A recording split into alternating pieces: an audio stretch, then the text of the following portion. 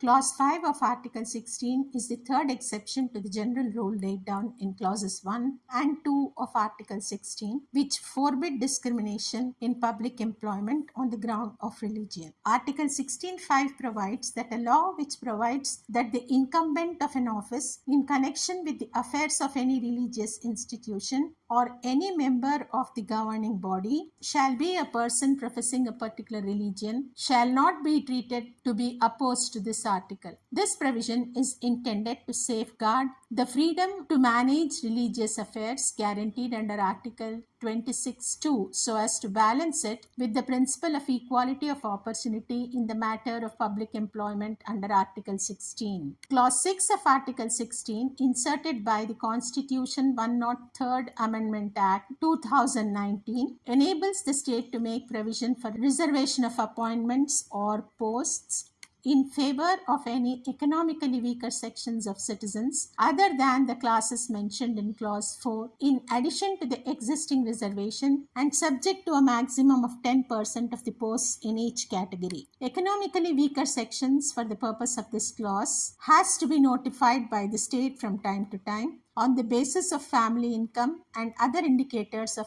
economic disadvantages. The ceiling limit of 50% for reservation applies only to reservations as envisaged by Article 16(4). While formal equality prohibits discrimination altogether, real and substantive equality permits compensatory discrimination so as to offset the disadvantages. Clauses 3 to 6 of Article 16 endeavor to bring about real and substantive equality.